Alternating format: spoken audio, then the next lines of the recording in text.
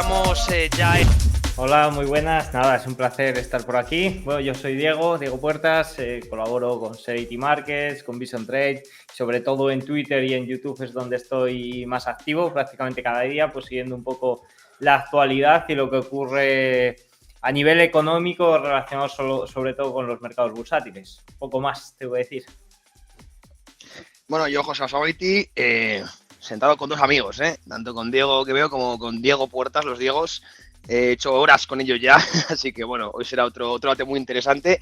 Y nada, fundador de Trading Pro y bueno, pues ya un habitual de este canal, al cual estoy muy agradecido y como siempre, enhorabuena por los invitados que has traído, sobre todo en inglés, esta nueva línea que estás sacando y las sorpresitas que me has contado que vienen. Así que nada, a ver si estamos a la altura y empezamos cuando quieras. Sí, empezamos ya.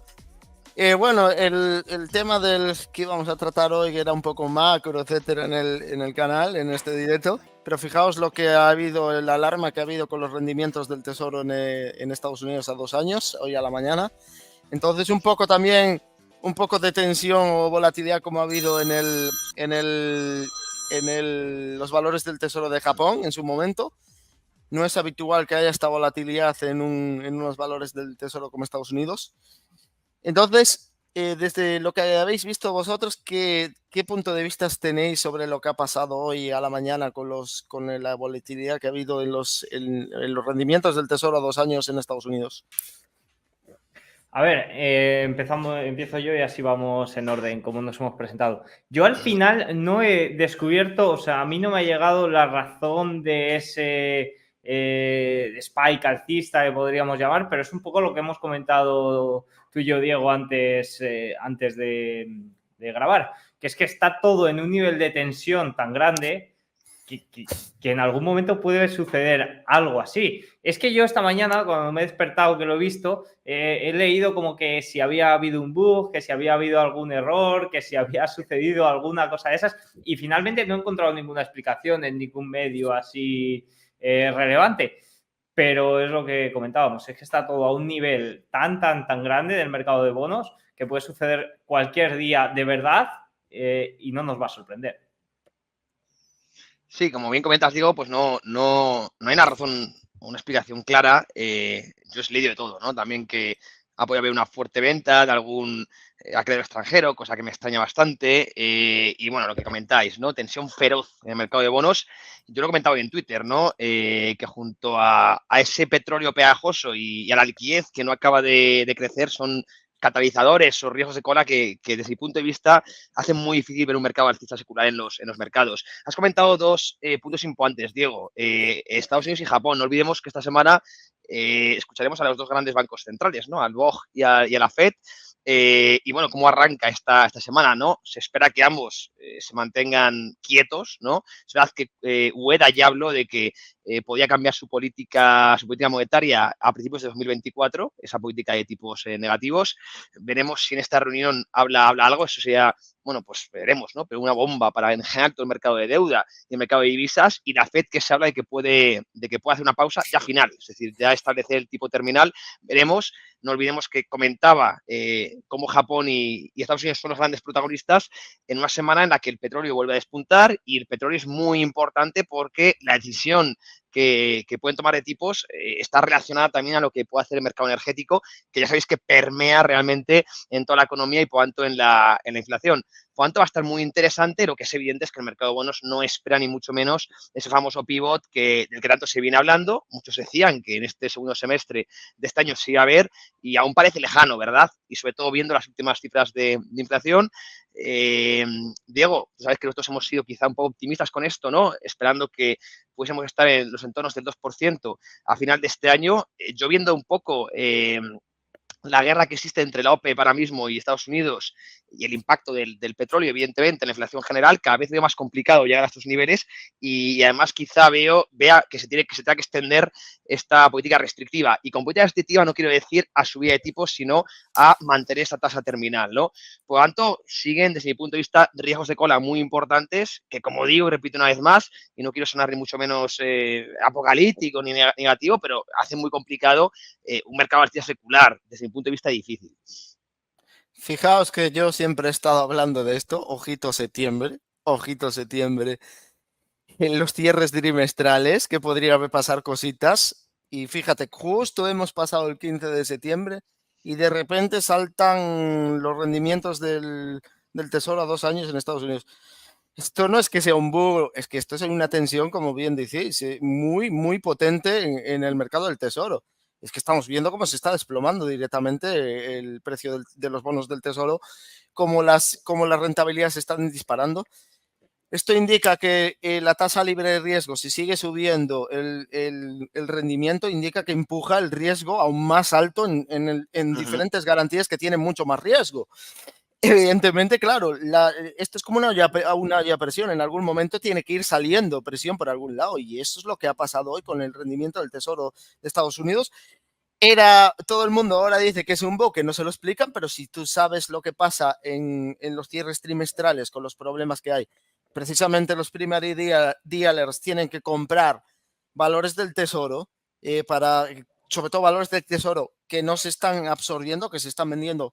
¿Por qué? Porque si no pueden perder su estatus de primary dealers. Entonces la Fed, yo creo que aquí ha actuado la Fed. Es algo que, fijaos, que habla mucho de mercados monetarios, etcétera, con Conda, habla del supresor de volatilidad de la Fed. Hemos visto como el MOVE, a pesar de la tensión en el mercado de bonos, ha ido cayendo. Y evidentemente, claro, esto es una señal de un espasmo ya en el sistema monetario. Es espasmos que hemos visto el año pasado, lo vimos en los planes de pensiones de Reino Unido, y es que ahora por encima, como bien tú dices, José, el petróleo que está subiendo, quizás no por demanda, sino por efecto de recorte de la OPEP, y también un poco porque ya Estados Unidos tiene que ir rellenando reservas. No puede seguir expulsando reservas porque se va a quedar sin reservas. Y esa situación no creo que sea mucho más asumible en el tiempo. Sí, como bien dices, sí, por ahí vamos a tener tensiones, por el tema del petróleo. Pero bueno, ya veremos. Y como yo digo, que una cosa son los precios y otra cosa es la inflación, es decir, cómo se crea dinero. Y el dólar, qué curioso, el dólar lleva semanas antes empezando a subir de precio. Y el dólar, como bien hablaba, y ya os cedo la palabra, como bien hablaba Dani con Daniel en un directo de hace 2 semanas, el dólar es una prima de riesgo sobre financiación del sistema monetario. Esto es lo que es el dólar. Cuando el dólar sube, indica que se vuelve caro, indica que las condiciones se están endureciendo a nivel mundial, y esto es lo que estamos viendo. Y si le sumamos, como bien dijiste, José, a Japón, con la venta de valores del tesoro, incluso China, etcétera, y lo que estamos viendo en muchos países, pues esto está indicando que si vuelve a haber una escasez de dólares, sobre todo en la parte asiática, y esto al final acaba transmitiéndose a toda la economía. ¿Y por qué? Porque está conectado directamente por el euro dólar. Y como bien dijiste, José, si se produce una rotura del carry trade en Japón, que ya estamos viendo como la reversión ya está ocurriendo. No es que tengamos que hacer suposiciones, sino ya están moviéndose inversores japoneses de Estados Unidos, están empezando a mover a Japón, porque empieza a ser mucho más atractivo estar en Japón que irte a Estados Unidos, donde ya los costes de financiación de estas operaciones se están elevando. Pues esto está generando cada vez más tensiones. Yo creo que ahora, a lo mejor ahora, estos meses, puede que no veamos tensiones en las bolsas, pero como bien dices, José, si la Reserva Federal tiene que seguir, ya no subir tipos, sino seguir manteniendo alto, y después, si queréis, hablamos del mercado inmobiliario de Estados Unidos, pues la cuestión es que cada vez veremos más tensión. Y estos eventos que vemos de espasmos en los rendimientos del tesoro serán más habituales de lo que estamos viendo. Sí, es que es eso, es que un día nos vamos a levantar con esto y que no se argumente que es un bug y no nos vamos a sorprender, por lo menos los que estamos viendo las grandes tensiones que hay por aquí. Sí, esto es lo que estamos acostumbrados, ¿no? A ver volatilidad, si es que estamos en un entorno volativo, como dices, y no os tiene que sorprender. Yo tenía mucho miedo a septiembre, aún quedan 2 semanas, porque es un mes que estacional peligroso, ya lo veíamos comentando. De hecho, es el peor mes en los últimos 100 años en bolsa y, bueno, pues ya hemos visto mucha volatilidad. El pasado viernes tuvimos mucha tensión en las tecnológicas, también derivado de Taiwán, ya lo comentaremos. Es decir, hay riesgos que son muy coyunturales, como ahora mismo Apple, que hay expectativas de que pueda fallar, lo hemos comentado en Taiwán, todo el tema de los semiconductores, pero es que hay otros problemas que son más estructurales, ¿no? Como estamos comentando, el mercado de bonos, el mercado del petróleo, la liquidez y bueno, pues por eso digo que si yo no soy muy nada optimista de aquí a fin de año. No veo ese suelo, ese clímax para un mercado alcista secular y además unas valoraciones desde mi punto de vista muy exigentes. Dicho todo esto, nadie conoce el futuro y la verdad es que a mí, ya lo he comentado varias veces, me ha sorprendido bastante este último gran rally, que en cierto modo puede ser un movimiento dentro de un mercado alcista, dentro de una gran corrección, pero a mí me ha chocado la fortaleza que ha tenido, sobre todo en la tecnología. Aún así, sigo manteniendo un poco la tesis que comento. Sí, solo lo ha habido ahí prácticamente. Si miras valores por encima de la media de 200, hay muy poquitos, cada vez menos, y la mayoría son las grandes, los 7 magníficos estos que llaman. Porque al final, tu amplitud, por ejemplo, sí que es cierto que la línea AD de valores que suben respecto a valores que bajan puede estar en máximos y demás, pero yo al final lo que miro o mi objetivo como inversor más activo es superar al índice de referencia. Entonces, los valores que están por encima del índice de referencia son muy poquitos. Sí, espera que estoy silenciado. No, pues es que estaba silenciado. No. Y fijaos, otra cuestión, José, que aquí la expansión fiscal del gobierno de Estados Unidos, que ha anulado la política monetaria de la Reserva Federal, literalmente. Y tú dices, ¿cómo es posible que el mercado haya podido subir precisamente por esta expansión fiscal del gobierno de Biden que hemos tenido durante todos estos meses?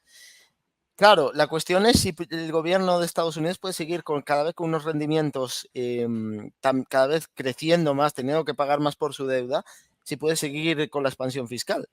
Claro, esto pronto va a tener que refinanciar deuda a Estados Unidos. Y esto ya hablábamos del muro de refinanciación de deuda, no solo digamos como gobierno, sino también en tema más privado, como puede ser tarjetas de crédito, hipotecas comerciales, etcétera, deuda corporativa.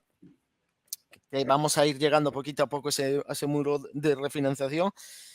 Claro, es que esta es la cuestión. En cuanto el gobierno de Estados Unidos no pueda seguir haciendo expansión fiscal, y es algo que otra cuestión que nos está hablando es la duración de emisión que haga el Tesoro de Estados Unidos. Eso es otro problema de foco que va a tensar aún más la liquidez en el mercado. Si el gobierno de Estados Unidos no puede seguir expandiendo su déficit fiscal, su gasto deficitario fiscal, y aún por encima el Tesoro tiene que empezar a emitir bonos a más larga duración, no en la parte más de duración más corta, lo que va a hacer va a absorber mucha más liquidez. Sí. Y con un gobierno no aportando liquidez extra, pues empezarán los problemas.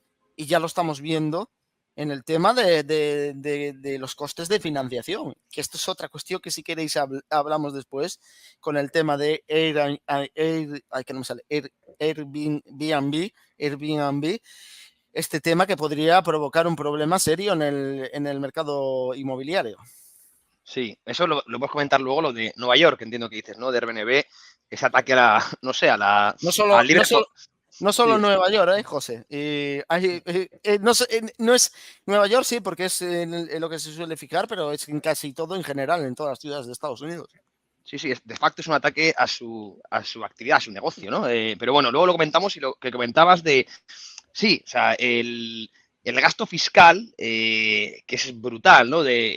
Anualizado puede llevar a un déficit de 9% en Estados Unidos, Europa un poco menos, ya lo hemos comentado, pero eso que comentas, que ha podido maquillar, yo siempre digo, los datos económicos, PIB, etcétera, etcétera, ¿no?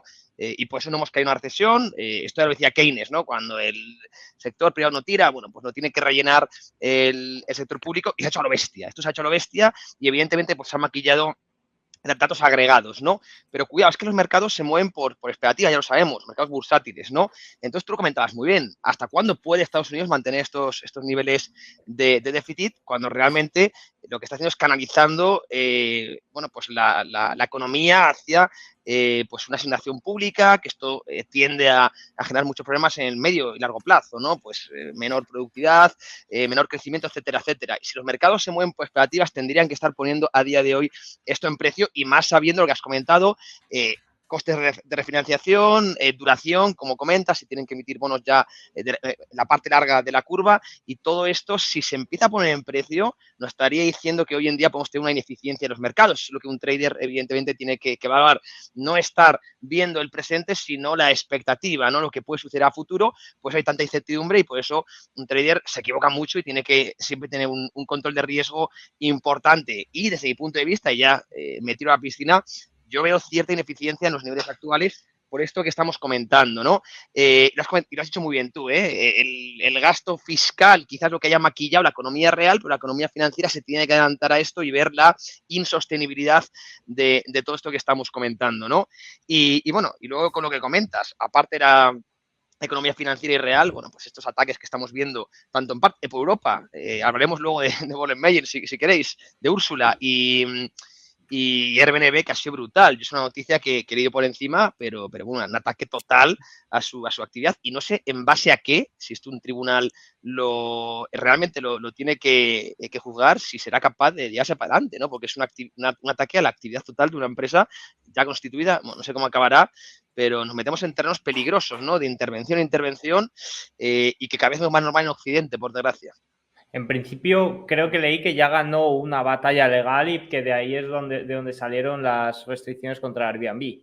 Eso lo leí en su día. Tampoco es algo que haya puesto bastante interés, lo he leído por encima. Tampoco lo he tomado como importantísimo, porque esperaba que salieran más comentarios sobre ello. Respecto al rally y demás, José, que lo has comentado, yo creo que el último rally que hemos tenido estaba influenciado por 3 motivos. 1, la desinflación; 2, el pivot cada vez más cercano a la Reserva Federal; y 3, el FOMO de la inteligencia artificial, sobre todo ese rally de julio. Todos esos 3 puntos se han disuelto como un azucarillo a partir del mes de agosto. Entonces, una inflación, o que se espera que la inflación pueda seguir quizás dando un poco más de guerra, un pivot de la Fed que parece que se aleja, y el FOMO de la inteligencia artificial, que ya se vio claramente cuando presentó Nvidia esos resultados con un crecimiento de 101% interanual, que en la mesa de trading de Goldman la actividad sobre Nvidia fue de 0 de 10, cuando justo el trimestre anterior también, que se hablaba de que estaba en niveles muy elevados, de que los ingresos, por muy buenos que salieran, tampoco iban a sorprender, la actividad fue de 10 de 10.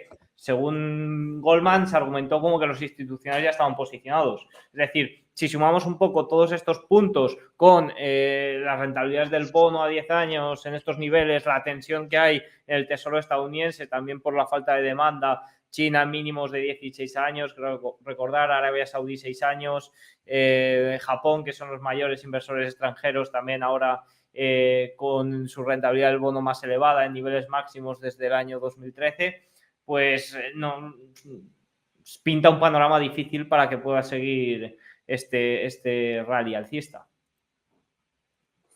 Sí, y sobre todo, que yo ya lo he dicho muchas veces, que el problema va a venir, yo creo que va a venir porque se va a romper. Yo no creo que se rompan, o la gente está haciendo apuestas a que es por la desinflación, y la Reserva Federal va a dar la vuelta. No va a ser por desinflación, va a ser porque se le rompa algo. De hecho, yo creo que Powell es consciente de esto, y la única forma que yo veo de que la Fed haga el pivot, el famoso pivot, de que de repente se ha desaparecido del mapa, va a ser porque se rompa algo. Pero, sin embargo, yo creo que va a llegar un momento que, antes de que ocurra esto, la Reserva Federal va a mantener sin tocar las tasas durante un tiempo bastante elevado, va a pausar, y eso yo creo que va a ser el momento más peligroso. Y va a ser el momento más peligroso porque, a medida, cuanto más tiempo, yo siempre lo digo, ya no es lo que suba, sino cuanto más tiempo los mantenga al alza, los tipos, y en unos niveles estables bastante altos, lo más probable es que el problema de refinanciación te golpee la cara, y es algo que hemos visto, ya estamos viendo cómo los préstamos estudiantiles ya están empezando a hacer daño.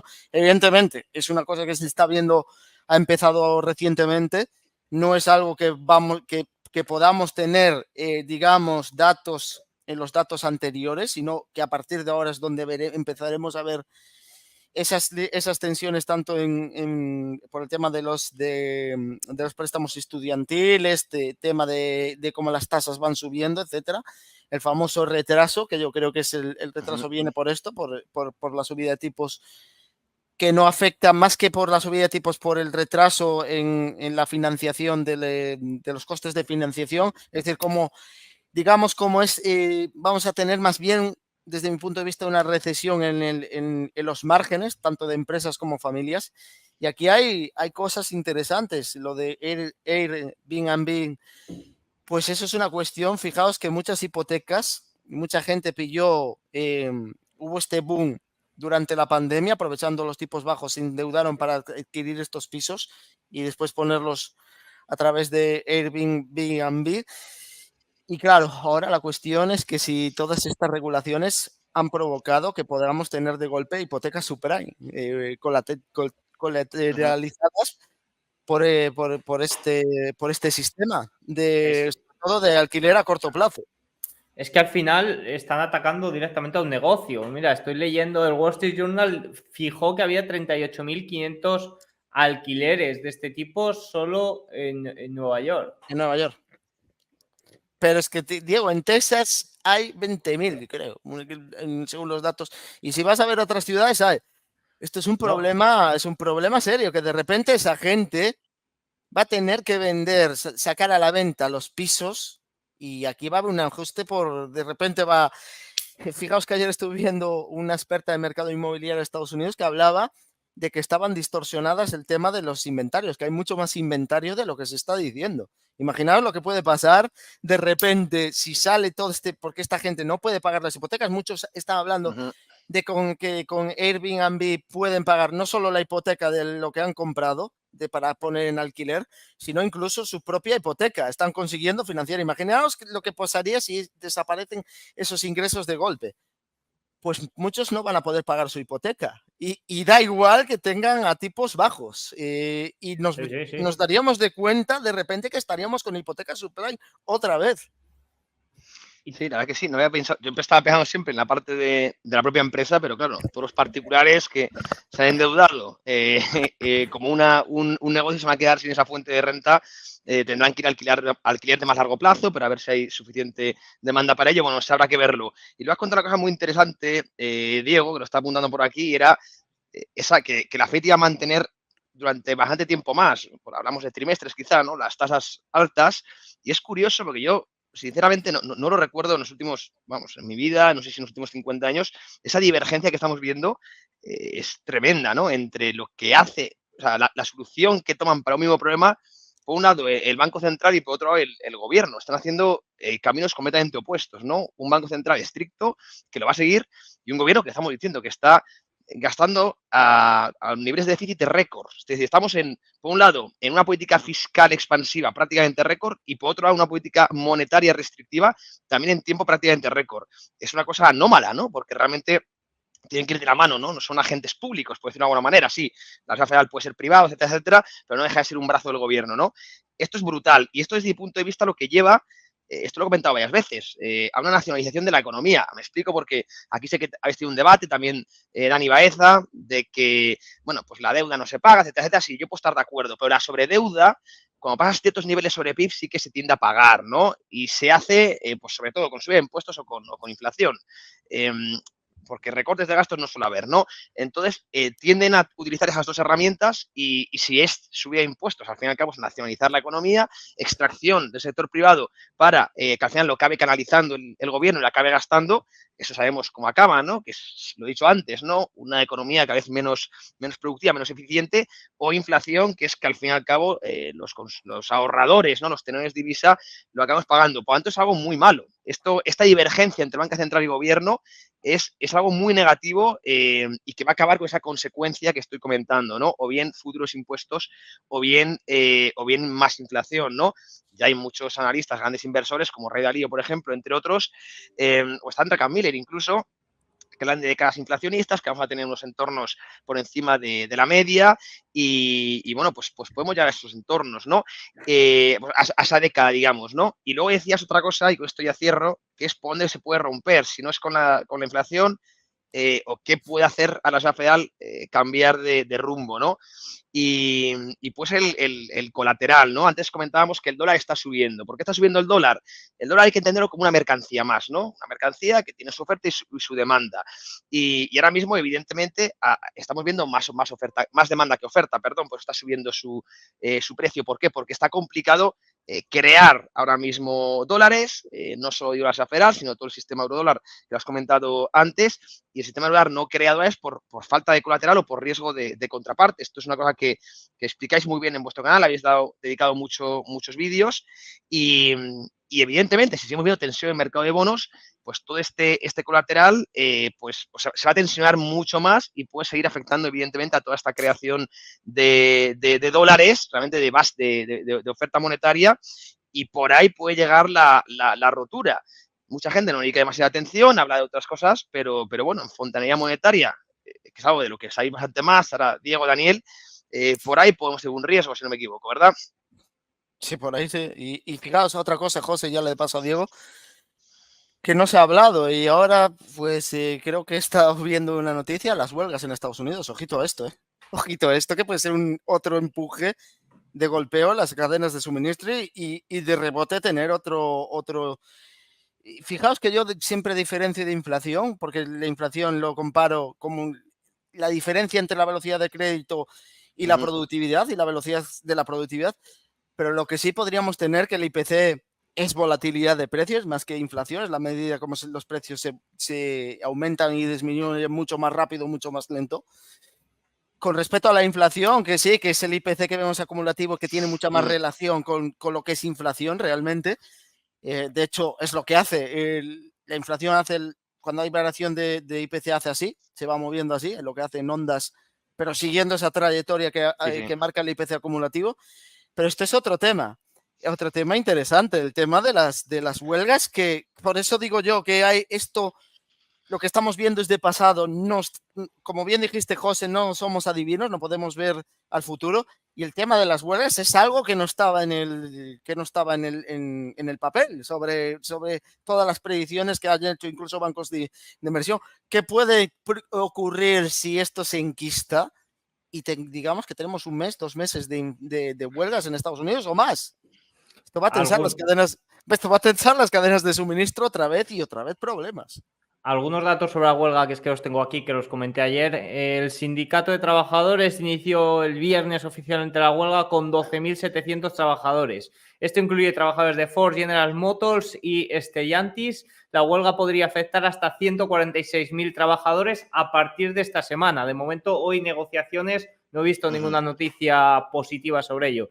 Esto significa que el 46% de la producción automovilística de Estados Unidos se pararía como consecuencia de esto. Y este ya es el último comentario que yo añadí ayer. Tenemos precios del petróleo de más de $90 y un potencial gran salto en los precios de los coches debido a este problema de oferta. Año preactual, no olvidemos, Vamos a ver, porque harán todo lo que puedan para que ese tipo de cosas no se extiendan, ¿no? Pero bueno, algo a valorar evidentemente y más Fogal. Y con el petróleo a $90, bueno, cerca de los 90, no está en 90, pero bueno, más leña al fuego. Así que sí, final... otro catalizador, de luego.